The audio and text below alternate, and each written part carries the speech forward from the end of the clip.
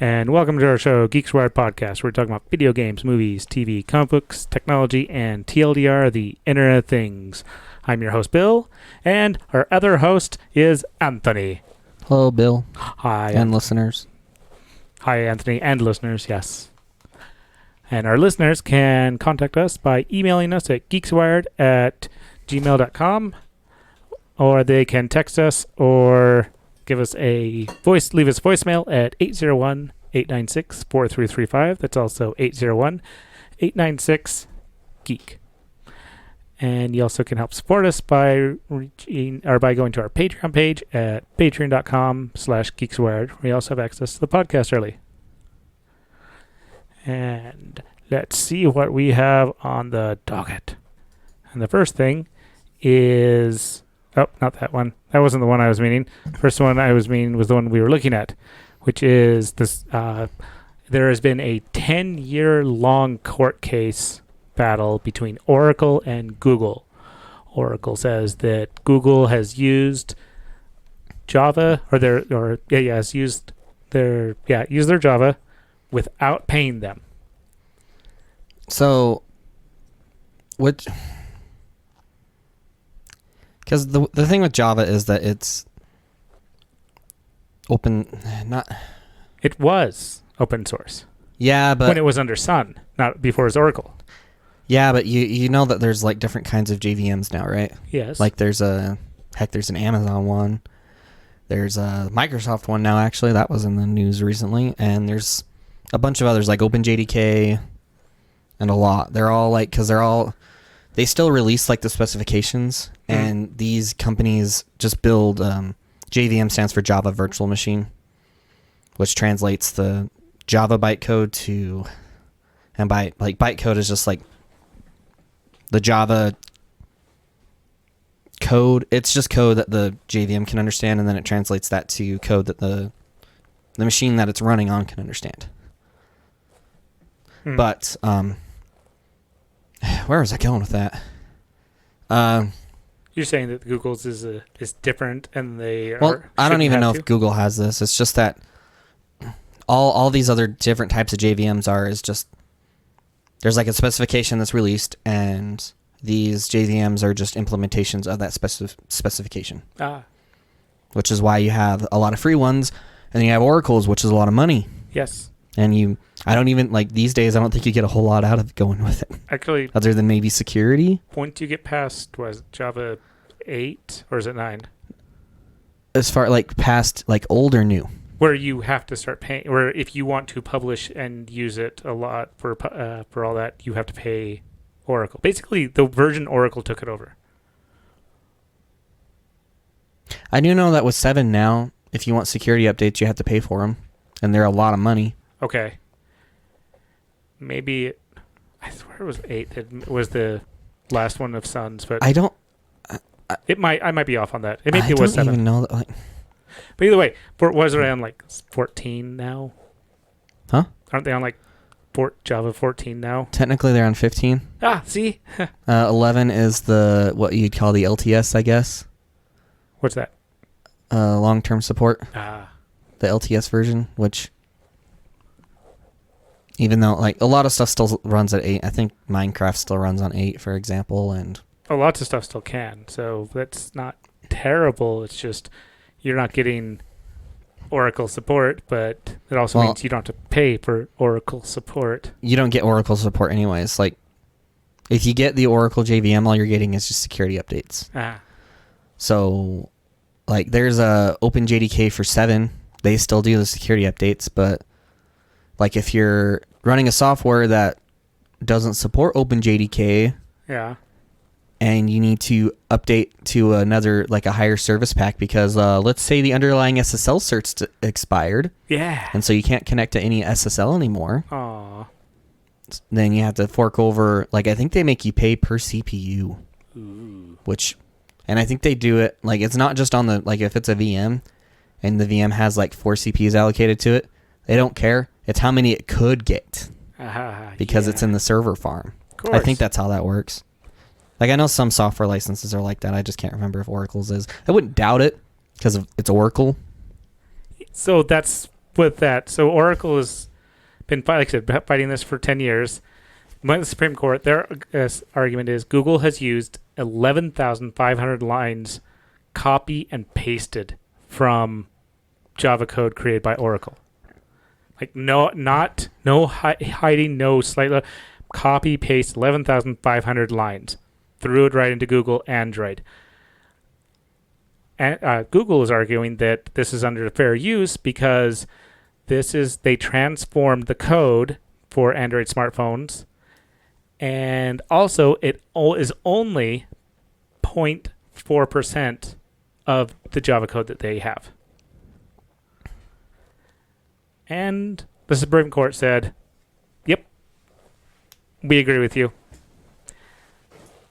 So there's going to be, it can be really interesting.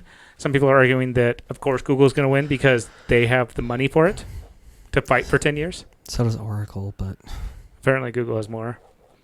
Well, it doesn't mean they have more. Yeah. It just means that they finally won. But true. So I guess they both have money to fight for 10 years. Does it describe where they copied the code from? Like what it is? Like, did they copy it from the JVM or is it from like something else, like a library that they have published or something? Because I'm in a gray area on whether or not I agree with this ruling. As much as I don't like Oracle, like there's a reason. Like back in the day when they used to reverse engineer stuff, they would have someone reverse engineer it, write down all the stuff, and then they have someone else implement it so they couldn't get sued for copying. What they're technically talking about is that could cause a lot of things. One, it means you don't want to publish things from or you don't want to publish your code because somebody could do stuff like that. They could take your code and then end up pulling it off or stealing it. Mm-hmm. And then they could also start putting everything behind protections. And then there is what's the other one? Okay. Or then there's the other people using your code because it's available out there and tweaking it in such a way. But then obviously whoever the bigger player is, unless they're both big players, Google could go after you for using some of their code. Yeah, I'd have to know more on this, but it just the thing that you have highlighted, it just says that as the justices saw, is that what it's saying there? Yes. Yeah, when talks between Oracle and Google broke down, Google simply copied verbatim 11,500 lines of code from Oracle's library, and doing that was anything but fair. So it is the copied lines are part of the Tools API. The Tools API. Does it say what like when in 2005 Google acquired Android and sought to build a new software platform for mobile devices to allow millions of programmers familiar with the Java programming language to work with its Android platform. With the Java SE, so they copied those lines from the Java SE program. What Java was out at that point? 2005. Roughly. No clue. 6, 7. But they were in negotiations with Sun back in the day. It's when they were upgrading, when Oracle bought it, and now they supposedly had Oracle code. So, in this case, I think it depends on the license agreement that was on Sun's code. And actually, let's see here. Because even if it's like if you bought something and made it closed source, anything before you made it closed source is fair game. Like depending on the license agreement, actually. Like if the license agreement says you can use it however, just provide attribution or whatever, heck, you don't even have to do that on some of them. It was 2005. Java 5, geez. Yeah. Maybe into Java 6. Maybe. Actually, it looks like it was. Because they talked about Java SE. Standard Edition. But the thing is that SE is everything since 6. Yeah, because they don't really focus too much on the Enterprise Edition anymore. Like they do, but they're more. I'm not gonna say that because I don't know for sure. When did Oracle buy them? January 2019. So for 8. Well, at least for Java 8. So yeah, this is a super gray area, and again, depending on the license agreement that Java had on it at that time, because I don't know what it was. They're probably completely in the right to do this. I'd be curious does it say whatever it was in the Java? Oh, that was Java version history for the Wikipedia article. Yeah. Or which one were you after? I was just wondering what the license agreement was for the older Javas. Oh, pre 8? Yeah, so what is Java 7? Here. I will do that for you. Oh, there you go. So now you can go through and see what there was. Did you find any license agreements? And, well, that's the end of 7. I know, keep going. Oh, you want... Nope, stop. You want 8, 9? Yeah, I wanted to see if they had anything in 8 that talked about a license agreement, but I think they're just talking about the changes. Yeah. Which isn't what I want, but oh well. Finally enforcing the copyright on... I'm all over here now. Yeah. And so they were ended up going after it was the market for the value of the copyright work, and Google's new smartphone platform is not a market substitute for Java SE. What does that even mean? Meaning that they changed the product enough. So Java on its own is not suitable for... You can't take Java SE and throw it onto an Android phone and go, it's done. You have to take it, and it's kind of like the idea of making skits or making something a parody of something. Like that's why parodies are safe from copyright laws, because the creators did not intend for this to be a direct replacement. Yeah. Or to make that product directly. So Google is basically going, you didn't intend to make an Android or a cell phone operating system with this. Therefore, we're not required.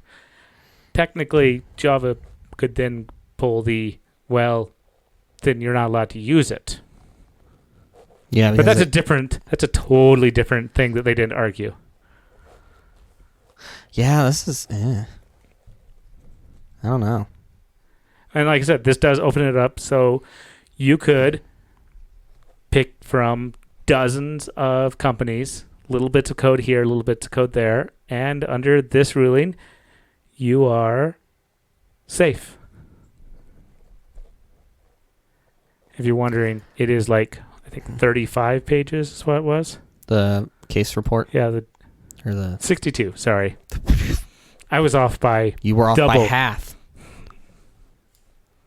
By 30 pages. Yes. It was a long thing. It's been going on for a little while. I think there's a YouTube channel that goes over stuff like this.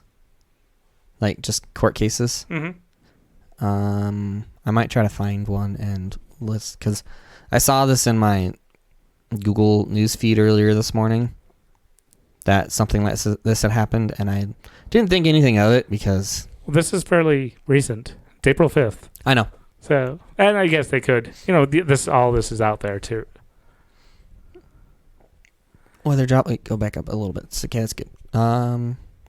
Whether Java SE's owners should copyright the portion that Google copied. And if so, whether Google's copying nonetheless constituted a fair use of the material, thereby freeing Google from copyright liability.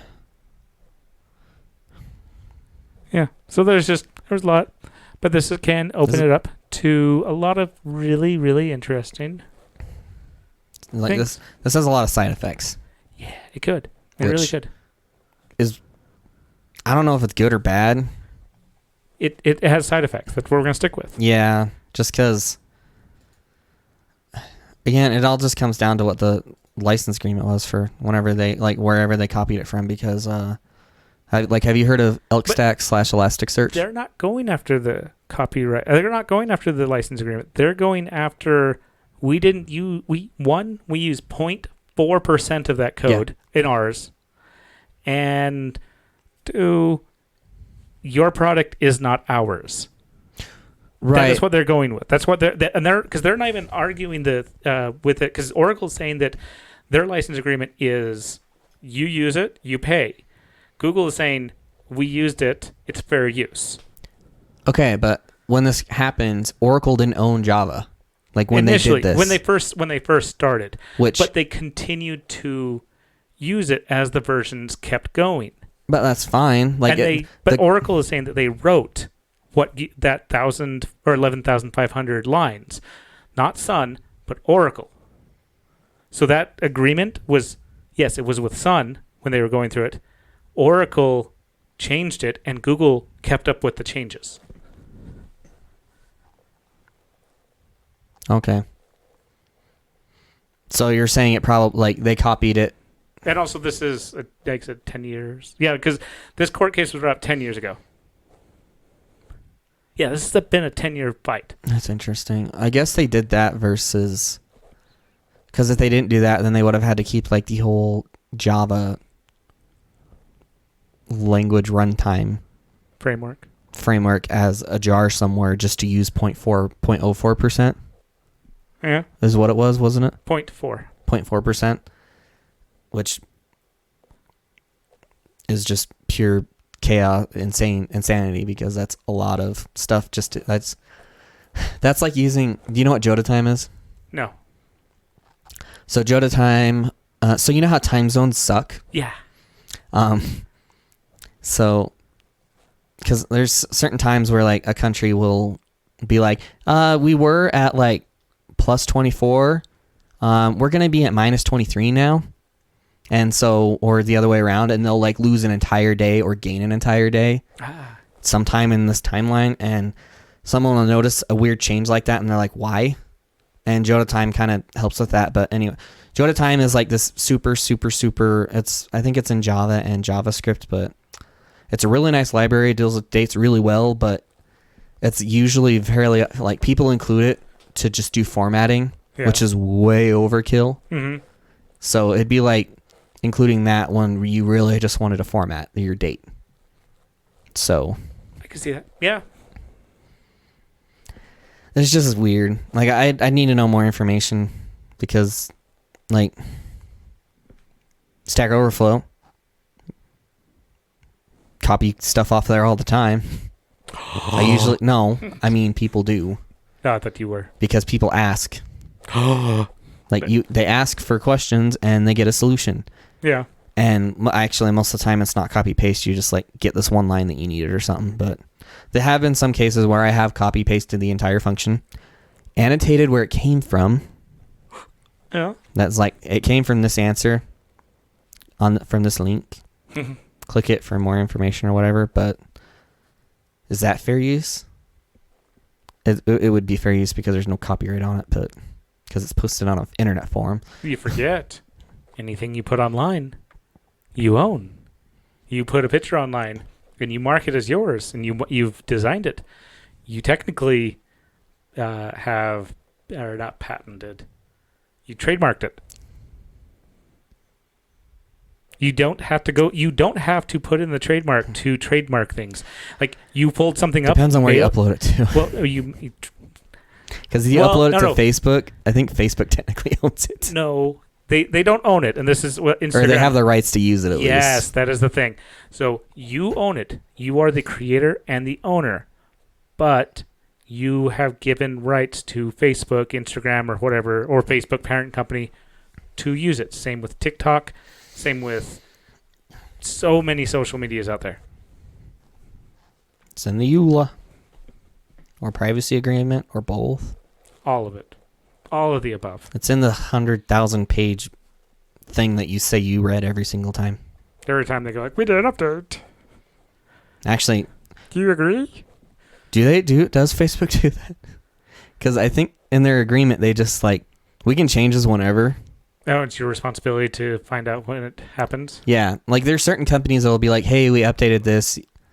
If you decide that you don't agree, you have until such and such date to disagree and then just leave the platform. Yeah. Which there might have been with Facebook on the initial sign up or installation of the app, or one of the updates to that when they suddenly were like, we're not going to share this with you anymore. Yeah. It's not our responsibility. Yeah. To where they made that changeover. Mm-hmm. Realizing that it's a lot of work to do a push out for this. No, not only that, it's just like they realize people don't read them anyways.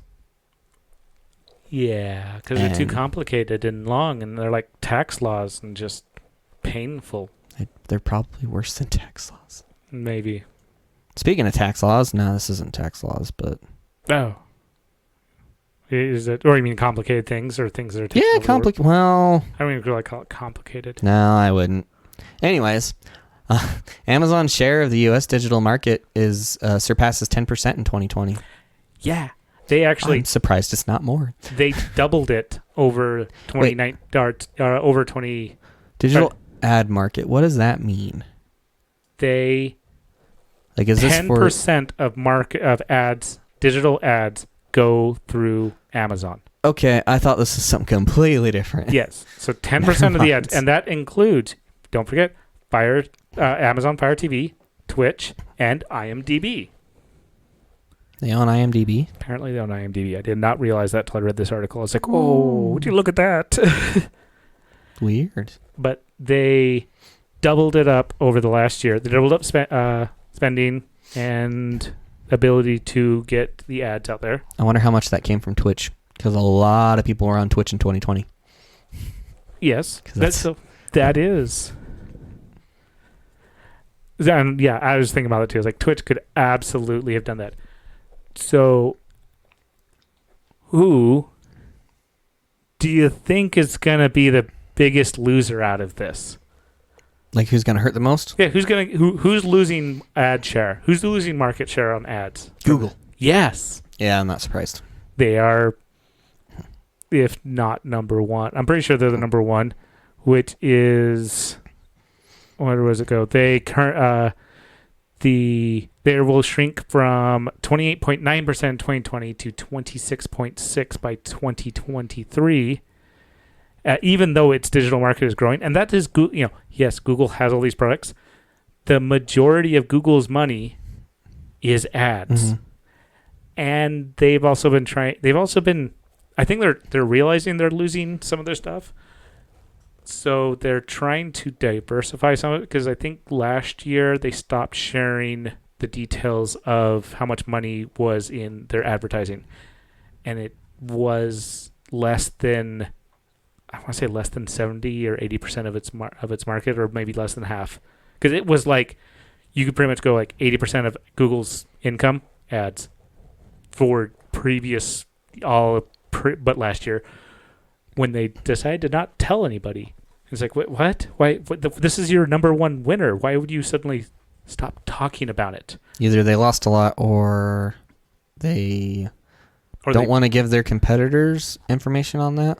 And they may have also mixed it with other things instead. If you could break ads down into mini categories, and then throw them into other categories. It's still weird. Yeah, and there's ways to get statistics out there for where the ads are coming from, or what ads you're getting served, for examples. So, along with that, not only do they get, and even with you shopping on Amazon, they still sell your information. They still get all this. That's why when you go buy books, they actually lose money on books you buy on Amazon, because the publisher is selling it for X. You buy it in most places, it sells for X. You go to Amazon, it's less than X. Amazon cuts money off of that initial cost, so you buy it from them. So you buy other products from them. You are in the store, just like with a real brick and mortar. You're in the digital store. You're buying the book. You're getting it cheaper, and you believe that's the price you're supposed to pay. Well, I know that's not the price I pay. Yeah. That's not the price that it's supposed to sell for. Yeah, because it's usually cheaper, unless it's a new release. The new releases that I get I usually end up getting them cheaper than they book for, just because I pre-order them so far in advance, and they give you the lowest price it was. just by default. For books or through Amazon? For books, through Amazon. Okay, yeah. So if you pre-order a book, say like 6 months in advance, and it was $20, if at any time during that, as long as you didn't cancel the order, if it went down to like $15, that's what you pay, even if the end result is 20 or 25 or 30. Yeah. And that's the one thing I really like about it. The fast shipping, even though it's not fast, because I swear that... you shouldn't. It's not good. No. Swearing is great. It's a nice spice of life. You really shouldn't. No. You do. Do all the swearing. Anyways. So last night, I wanted to get a book. Yeah. I found one. Pretty sure it said shipping was available. It would be here by Friday if I ordered it within the next 2 hours. Oh, those are always great. No, that's fine. Ordered it within the next 2 hours. Added them to my cart. Not till Monday or Tuesday. Pretty sure they switched that on me. Oh, just wait. Saturday it'll appear. That's always the fun one. Or even better, Sunday. I've never got stuff delivered on Sunday. I've got stuff delivered on Sunday, and it's odd. I'm like, what? Oh, really? Okay. I won't say that. I have, but I don't remember it happening for a long time. And also, I forgot one of the other big players in ads. Facebook. The Facebook. That's right. They do ads. Does Facebook do ads just on theirs, or do they like on their platform, or do they? They have third party connections through ads through other stuff. Yeah. Because that's how Google gets most of its money. Actually, is like through AdSense, which is the integrations. Well, it's just that people will plop this like AdSense thing onto their website and have it like load on the side or on the bottom or something. And that's like it, just by having it show, I think that person gets money. And if they happen to click on it, then I think they get a little more, maybe. Or maybe they don't get any money until they click on it. I don't know. This is going to be interesting. You should see the stats on my Pi hole. It blocks so many ads. Like I think 25% of my web requests get blocked. Is it my? No, it's just Pi hole. Okay. Like pi as in. Oops. Like spelled as pi, like the number pi, not like the eating pie. And then just HOELE. Yeah. That's it. Oh. No, just enter. All I'm saying is by you should look at it, I should show you some point. Because I can't access it without being inside my network. Yeah. And I don't think I have my VPN set up on my new laptop, so can't look at it. Thought I'd been to it. That's why I was like. You haven't been to mine. The thing I showed you was that. Oh, that one. Yep. Okay. Why isn't it not going there now? Because you selected it. I selected the wrong thing. Oh, well. Doesn't look like it's blocking anything. But yeah, I just looking at the statistics because I have it on my. So Pi-hole is basically a ad blocker, but it does it at the DNS level, meaning instead of setting your DNS like because for your home router, your DNS default is usually like the router itself, which ends up using by default your ISP's DNSs, which aren't great. Nice. I still have a decent amount. I'm just using Brave. And it saved 3.09 gigabytes of bandwidth in almost 2 hours of time saved. But yeah, Pi-hole. So you can set up like certain like block certain things, or I had to go in and have it unblock things because it was blocking part of the Office 365 portal for some reason. Actually, I've run into that even with Brave. Had to either go in and because it's technically a tracker, I think. Yeah, which is why it blocks it. But yeah, it's just that those. So it's just basically a network-wide ad blocker if you have it set up that way. The Pi-hole is. Mm-hmm. So PIHOLE is how you spell it, but you can just Bing it. Yeah. Pi-hole.net. Yeah, actually. And so I have mine set up for my whole network, and it's entertaining because it also tracks like when stuff got, like when the queries were done, like over time, and what devices are doing it, and you can track what URL was trying to get hit the most. And like my network is pretty active from like 1 a.m. to like 6 a.m. for some reason, even though that's when I'm sleeping. Do you still have assistants, right? Yeah. And actually your cell phone too. So that's something else that's come out is like how many of the Google products, Amazon products, and Apple products do all that talking back to their server farms at that time of night. Yeah, I haven't checked that though. There is a Apple website that gets hit a ton. Oh yeah. So like I don't know that it blocks it.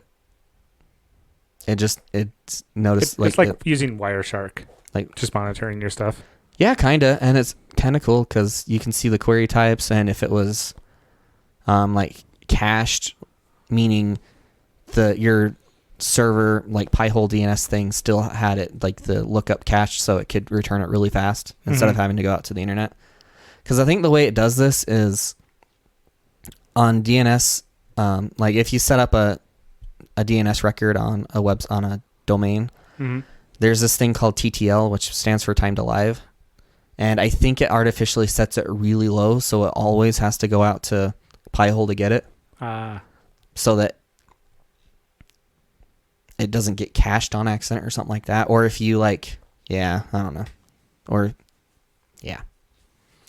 But it's a pretty cool thing. Kind of takes a bit to, it doesn't take a bit to set up, but you need to be a little bit technical.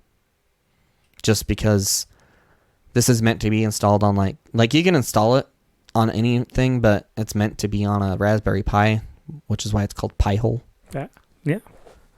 And yeah, but gives you little graphs like that. On the main bandwidth, it tells you, go back up. By main bandwidth, I mean the main dashboard. Up a little more. Sorry, I clicked. Right there. Buttons. So on this main dashboard, which is the home screen when you log in. Under web interface.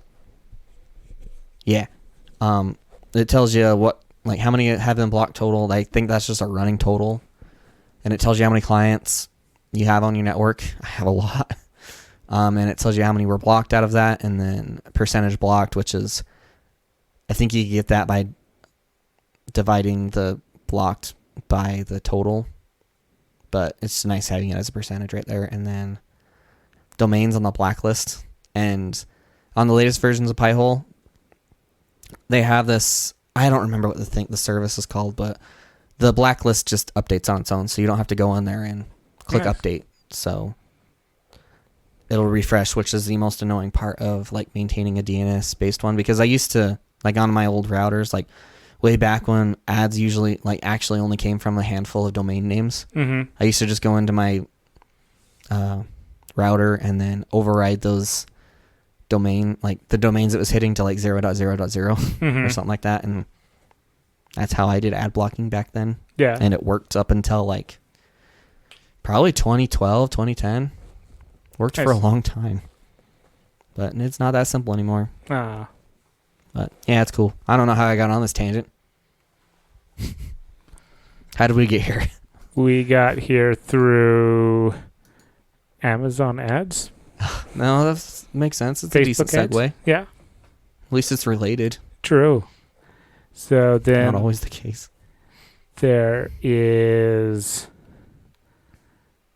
Well, yeah, let's go with this. So T-Mobile, we talked about this before. I thought about it again, and then I, again, decided... Are you still against it?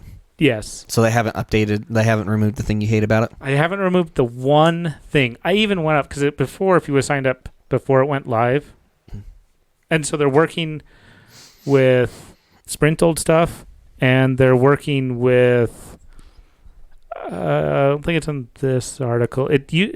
Apparently, it used to be called CenturyLink. I guess CenturyLink is now somebody else. What? I don't remember. Like I said, I don't think it's in this article. I remember reading another one. I want to say Lightspeed or Light. I don't remember. Really? Yeah, I know. It threw me off. I was like, what?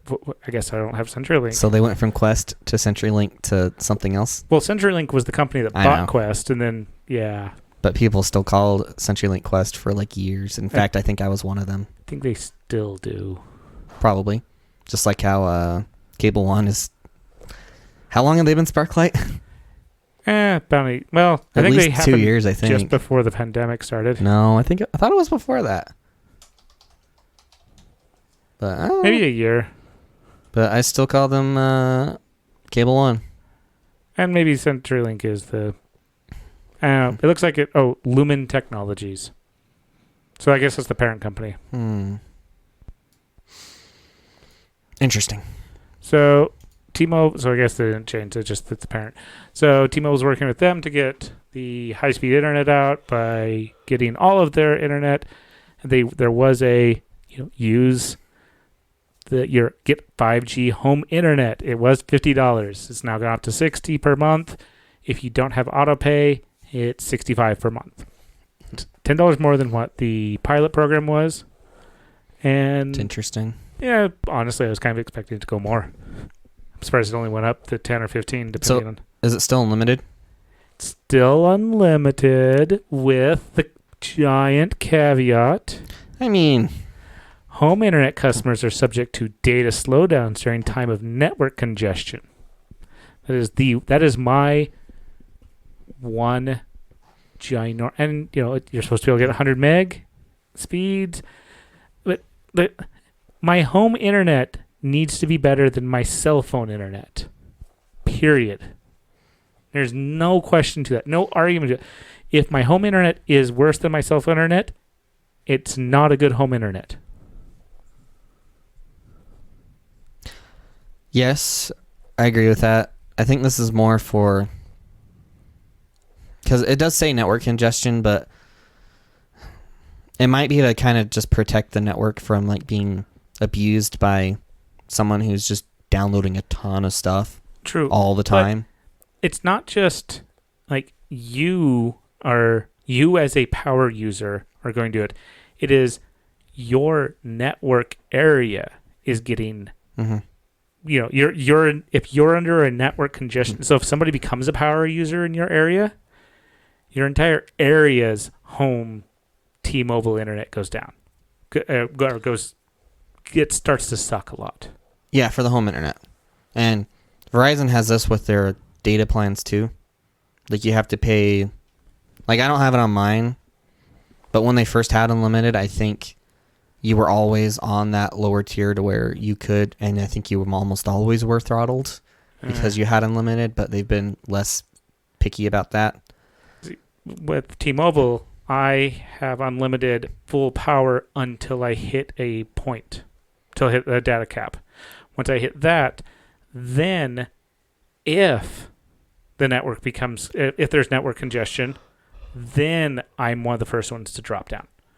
But until I hit that point, I am full power. So which also means my home internet could actually be worse than my cell phone internet from the same provider. Yeah. That is not an option. I think your hotspot works the same way, though. It depends on what I pay for. Because I also have X amount of whichever one I'm on.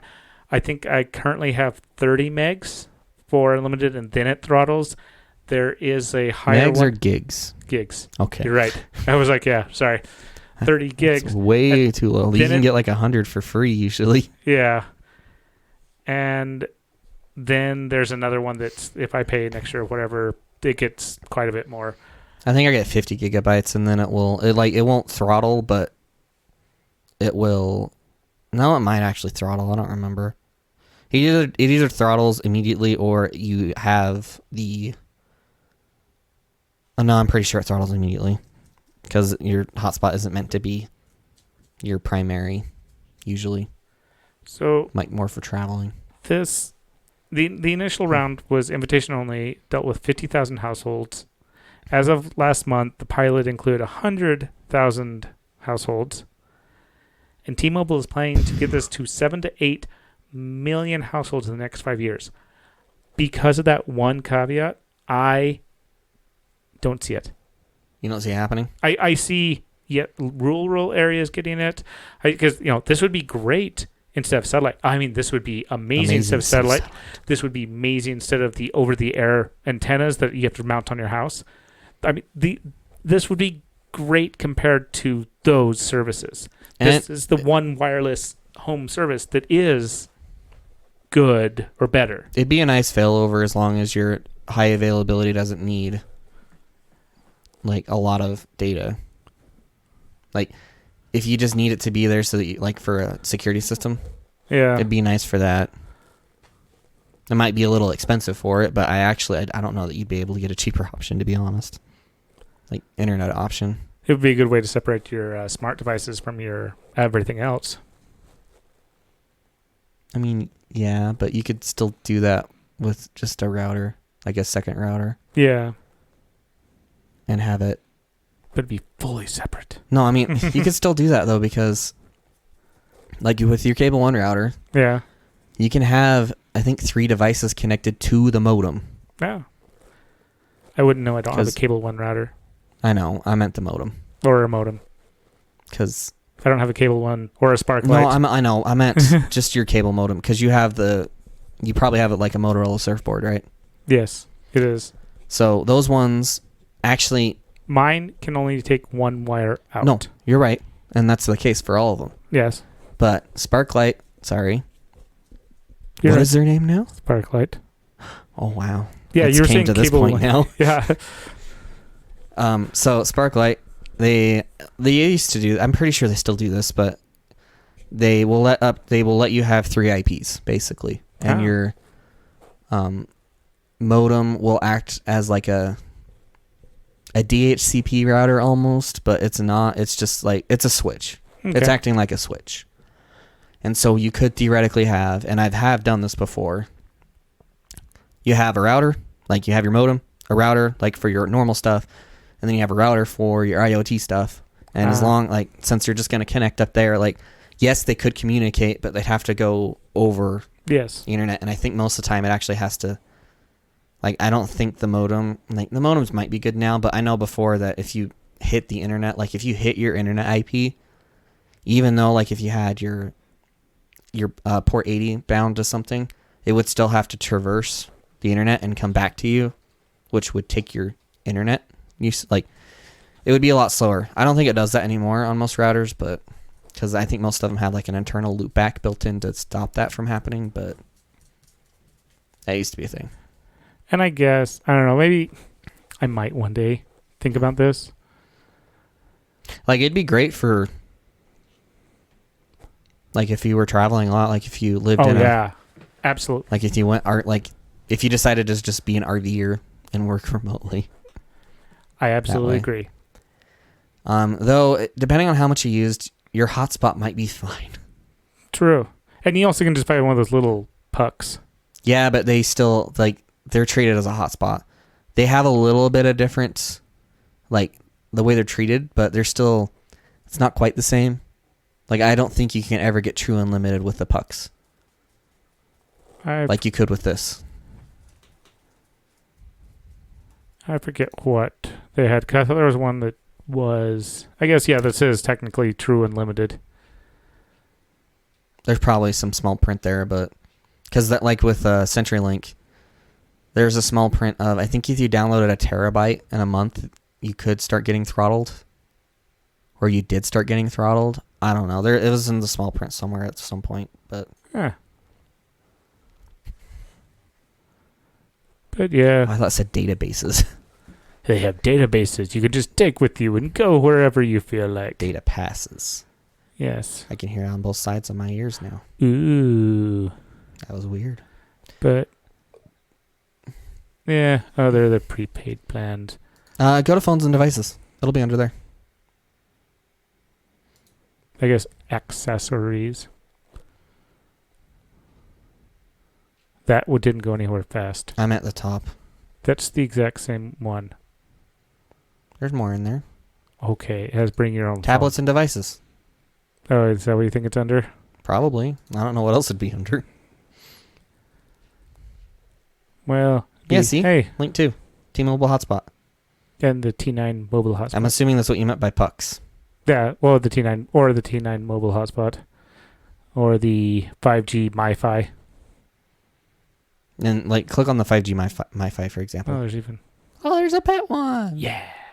They're adorable. Okay, right here. It has Wi-Fi 6. Yeah. Supports up to 30 Wi-Fi. Jeez. They don't really go over a lot of the details, do they? No, they don't. I thought they would. You might, like, if you were to add it to your new line, it might tell you, but Let's see what we got here. it'll probably make you sign in first. Yeah. Yeah. That'll happen. Oh, you're actually going to do it? Okay. Good luck. Oh, I guess I could have gone no login required. Or just do it as a guest. Oh, I didn't know that was the thing. Maybe you should have done it as a guest. Well, there's a lot of work. Let's just move on. Yeah, we can move on. It's fine. So, you're still no on it, basically. I'm still on what? You're still no? I'm currently still no. Okay. Mostly because the entire fact that my internet can be worse, my home internet can be worse than my cell phone. I considered it because I think Verizon's doing the same thing right now for their 5G, or thinking about it at least. Yeah. And I considered it, but so on the Yellowstone Road. Yeah. In in our area, get 5G there on Verizon. Yeah. You go about 2 blocks away, don't get it. So I can see that then. In my area, I don't get 5G. I get 4G. Well, by that I mean LTE, because 4G and LTE are technically not the same. What? I thought they were. If you have 4G, like if your 4G symbol turns on, it's worse than LTE. Especially on AT&T, because at least on the iPhone. Well, because you're supposed to be on 5E. No, what I mean by that is way back whenever they were making the switch over to LTE. Yeah. AT&T decided to update their 3G icon to 4G for, I think, the iPhone 5 or 6 at the time. For no reason. Like, I mean, the radios in there on those phones technically would support a higher speed, but it wasn't 4G. But I guess it's the same thing. Like 5G is technically as like right now, most 5G is either as fast as LTE or slower. In most places, just because it's the low band. Because we don't have, or low or medium, like, because Verizon, we don't have the millimeter wave here. I don't even think we have their middle range. I think it's just the low end right now. All right, I found out your information, by the way. For what? Mobile internet is 2 gigs. That's how much you have? That's how much you're up to 2 gig. Price, it's $10 a month. High-speed U.S., Canada, Mexico, next charge up to 2 gigs of monthly high-speed mobile internet access speed slowed to 2 gig speed after 2G speed after 2 gigabytes. And that's for the MiFi? That is for the MiFi. Whoa. Yeah, your hotspot's way better. Yeah. But that's for the base plan. They probably have upper tier stuff, which might make more sense. Like, it doesn't make, like, those things don't make sense to me because it's another thing you have to charge and you have to pay additional money for it. Or you have to keep it plugged in. Yeah, or keep it plugged in. And all, like, the only thing, like, your phone can do all that. Mm-hmm. And unless you have a crazy amount of devices, which that thing would support, your phone, I think, would too. It just wouldn't do it that well because it's not made to do that. Mm-hmm. And like the only thing that would save you from is your phone also wouldn't get hot from hotspotting for too long or whatever. But for most cases, at least for me, it's not worth it. Using the hotspot would just be way better and more convenient. And it's one less thing to carry around too. But if you used your hotspot a lot, maybe getting that would make sense. Especially if you could get a better data thing. Yeah, it looks like they have add-ons, especially for my phone. If I was a heavy user, 15 gigs for the Global Plus, $50. Still only 15? Yeah, I know. Yeah, kind of sad, actually. Especially for $50. Yeah, that's just off of my phone.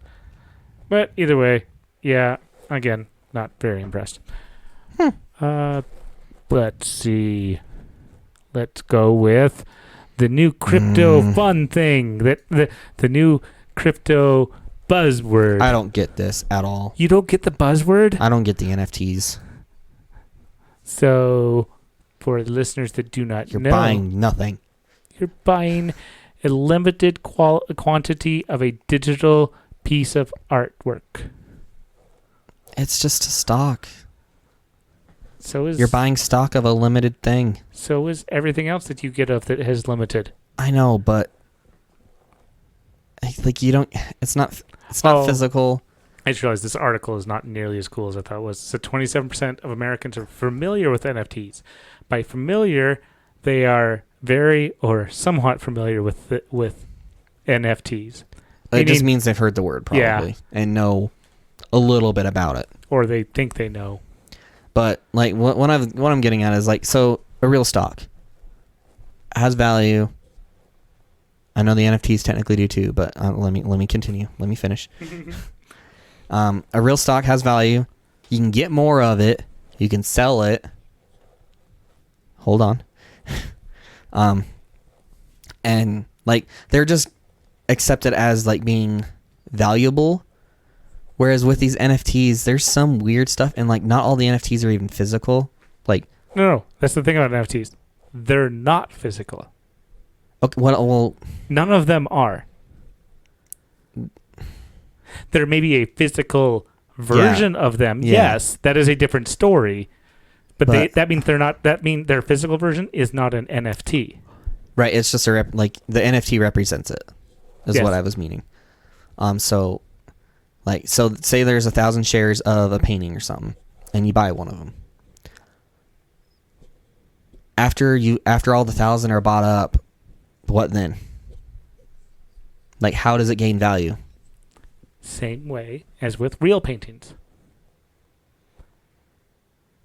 Somebody else might want it, and it's only same thing with physical things. Okay, like the comic books. Comic books is one of the perfect examples of this. I think the top. Yeah, but you have a physical thing that way. But if there's a limited quantity, or if you can guarantee that this digital item, but you have a physical item at that point though. Like with the digital item, like there's the collecting aspect, but why? Like you don't have anything. Like you get with a trading card game that you have online, you have the benefit of you can actually use it in like your trading card game. Okay, trading card game online that my cards actually have actual value that actually sold on eBay. Yes. They are that is it. That is the extent of them. They are not a game. They are a trading card. They are a picture on my phone. That is all they are. Okay, and then I do remember you bringing that up, and I didn't understand it because it's the same concept here. Yes. You don't get anything out like with let's say you were playing like Hearthstone. Yes. Hearthstone is a trading card. Yeah, there's a physical Hearthstone too. But there is.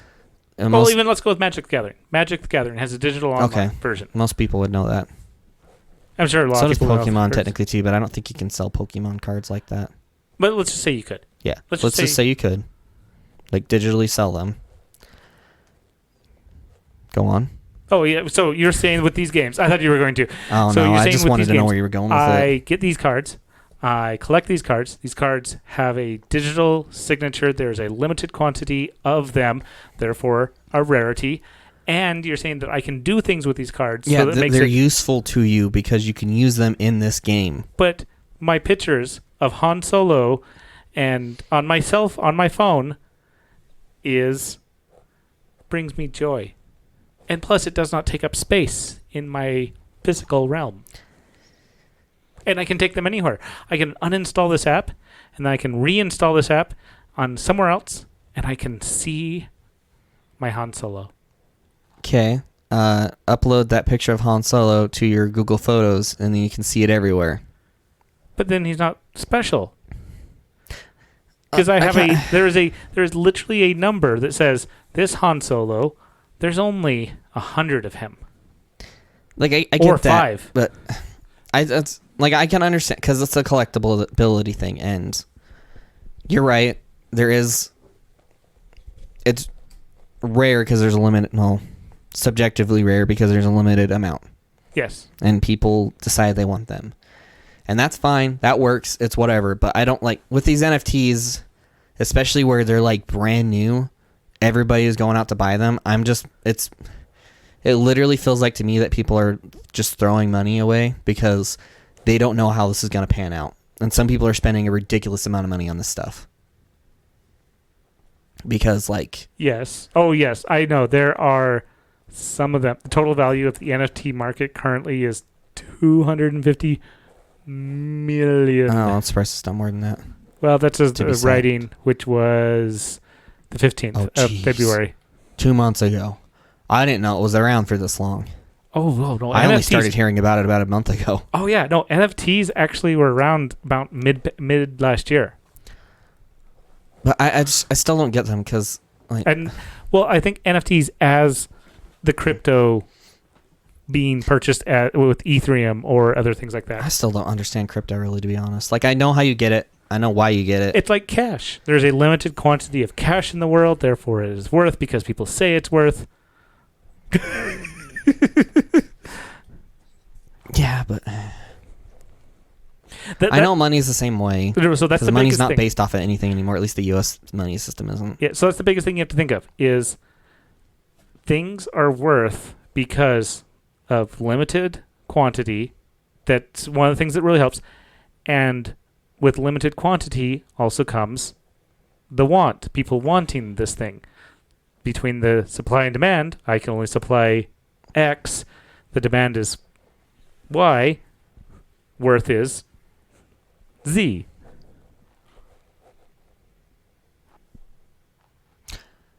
You kind of barely vaguely get it. No, I mean... You get it, but you don't understand why it is. Maybe? So, money. Yes. The money that's in my bank account, I don't physically have it. But I can do stuff with it. Correct. And yes, you can do stuff. I don't... My Star Wars cards, the tangible, like the value just doesn't seem to be there for me. And cryptocurrency is kind of the same way, mostly probably because I don't know how I would use it personally, because it's kind of hard to use in some cases, in a lot of cases actually. It depends on what technically stocks are the same way. Yeah, but and technically crypto and NFTs. Yeah, but with stocks, I know crypto is acceptable-ish, but it's just harder to exchange with. And stocks, like, there's a known way to... No, crypto, it depends, because depending on where you bought it and your wallet and stuff like that, yes, you may be restricted to certain wallets. It's kind of like the U.S. dollar, or it's like banks. If you were to drop in Japanese yen into your U.S. bank, they're going to look at you weird first. Depends on where you are. Yes. If you were at, like, a USM, like... Okay, true. Near a tourist or a major here in airport. Podunk, Idaho, you drop in your millions of yen. You bring in a briefcase full of millions of yen. How much is a million yen in USD? Do it. I want to know. Millions. It's not that much. I know it's not. I think it's like 1,000 yen to $1. I think it's worse than that. It is. Did you do Shift Enter? If I did, it was by accident. Because it just flashed. Yeah, I did. Totally, because it opened up a new window.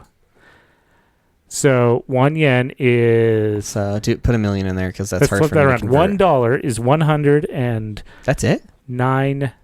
Oh, is that 1,000? No. 109,000? Oh, never mind. No, that's 100. So $1 is... So it's about... Estimately, $1 is about 100 yen. So yen is a penny? Estimately. Kind of? Estimately, compared to the U.S. dollar, yes. And it's been like that for a long time. And it's estimate. Set it to 5 years, not just a year. It's got to take its time. Oh, goodness. It's got to think. We broke the interwebs. See, this is what happens when you have CenturyLink. Or Sparklight. I blame Bing. It's actually climbed a lot this year. That's nuts. Yeah, but comparing what it was back in like 2016, it was almost... there's the recession right there. It was almost $1.20 or $120. Never mind. I lied. This is 5 years. I thought that said 2009 or 2007, not 2017. You want to max on this? There you go. The lowest it has been, according to 2012. That's as far back as it's going to go. Really? Yeah, Bing. Blame Bing. Fine. That's fine. It's fine. I don't care that much. But yeah, I've always heard it being about 100 yen to $1. It's plus or minus. It's close. It's a good estimate. Yeah. And it has been stable there. So, but you bring in millions of yen in a Podunk, Idaho bank. Yep. And they're going to look at you weird. Mm-hmm. They're going to have to go talk to their manager. Mm-hmm. And then they're going to charge you a lot of money to convert that into US dollars. And that's if they'll even take it. They might look at you like, yes, this is real currency. Go to somebody else who can handle this, who handles this type of stuff regularly. And bring us a check. Or if they do take it, the conversion rate's probably not going to be great. Yeah. Though I don't know that they can. Some banks will work with you on that. Some banks have no problems. Some banks will destroy you. Can they adjust the conversion rate like that? Or can they just apply a fee? They can do both. I didn't know that. Because they're messing with... Yeah, it's more their money than yours. And you're making them do work. Currency conversion's also weird, but going back to this digital currency stuff, like with crypto, it still bothers me because like I know it has value because someone says it has value, but there's not like an essential source behind it. Like it's just... So you're saying because even though the money in our banks is fully digital... I know, but I mean... you're saying that it's backed by a physical dollar no. somewhere. No, because it's not. No, I was going to say somewhere. It's not, though. It's not even at all anywhere? No, because a company makes $1 off of some business just by doing some... Like, let's say it's physical business because that's easier to do this analogy with because you're not producing something. And, like, labor. So you... built a house or something or chopped wood for someone and you gain, that's a low profit, but we're just going with it. You get $1 from it. All right. That dollar didn't exist until you said that you wanted. It's just changing hands at that point though. Yeah. So that's a bad example. Because that's the thing. No, the U.S. government prints money. It is available to be spread, but banks only need to keep like 20% of what they have total. I think they have to keep 20 to 30, yeah.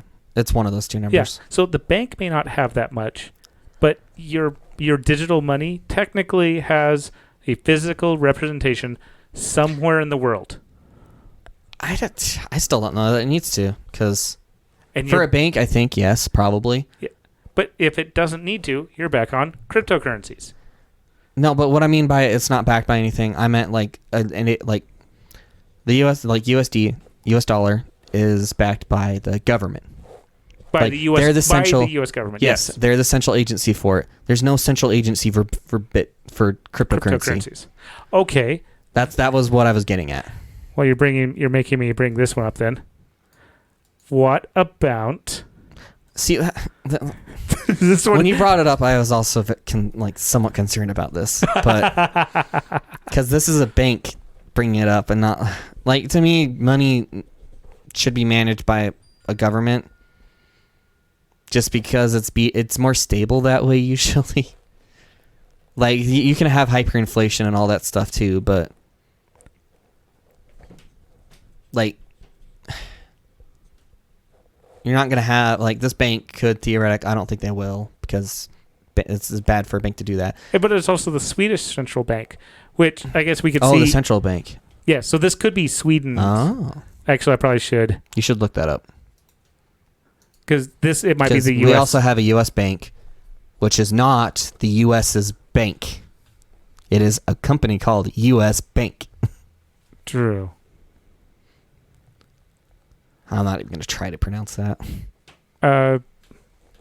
It is the central bank of Sweden, the world's oldest central banking and the third oldest bank in operation.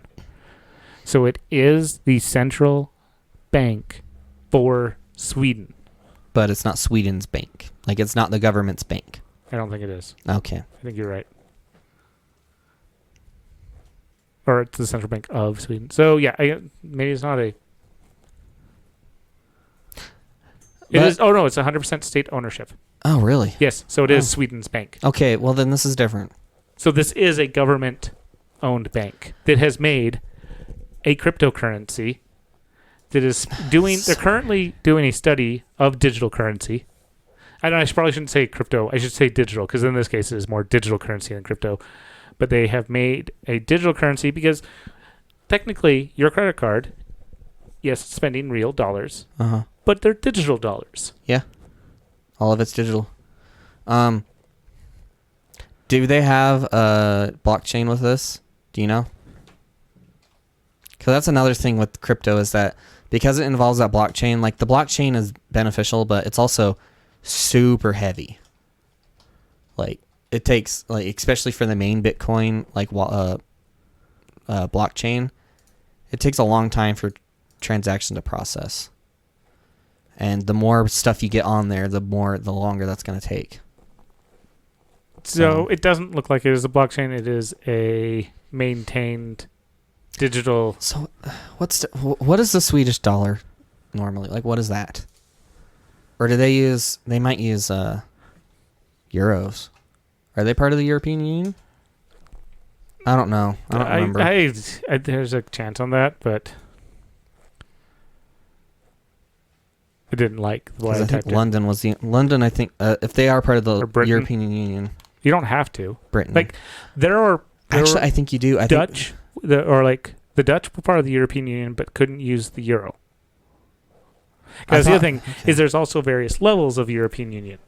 Because I thought Britain was the only one that was allowed to not use euros. Like, they accepted it still.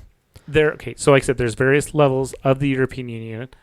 Depending on which level it is, depends on what it is, how your interaction is, and also the European Union won't let you use the euro as their currency unless your country shows enough, not to destroy their currency, and that's why. So you don't have a Greece? Yeah, that's why I meent Greece. Yeah, so Greece doesn't. I said, but Greece was stable though for a time.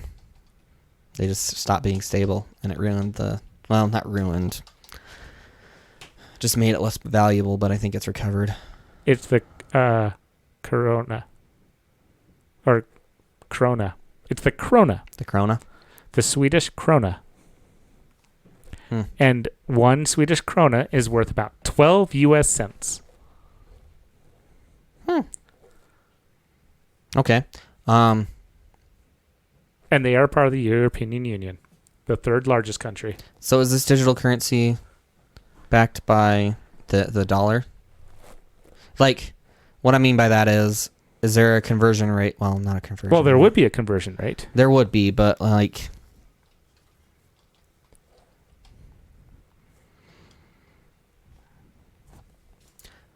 Like, if there's a dollar if there's a Swedish dollar, whatever, krona, I'm not going to try to say it. Krona. Let's just go with... the Swedish krona. Okay, if they have a Swedish dollar... Yes. And then they make one digital currency dollar that, like, this central bank is doing. Does that take away one from the Swedish thing, or is it a completely different thing? This is a completely different thing. And there's people who are in favor of this. There's people who are against it. But the other thing, I'm not against any of this. It's just, it's hard to understand how it. Well, this could make a world trusted. It is. Well, then that's the thing. That's why they're going through. That's why they are doing this study. They're going to see how it works. It is the central banks. There's various stages of developing digital currencies. Currently, the Bahamas central bank digital currencies already are being issued. In China, India, South Africa, there's plans to issue. Japan. No, Japan is a little bit later. So they're researching and experimenting. Okay. So the pink plans to issue the central bank digital currency. So this is money. And South Korea, is that what that is? Let's see. I believe so. Yes.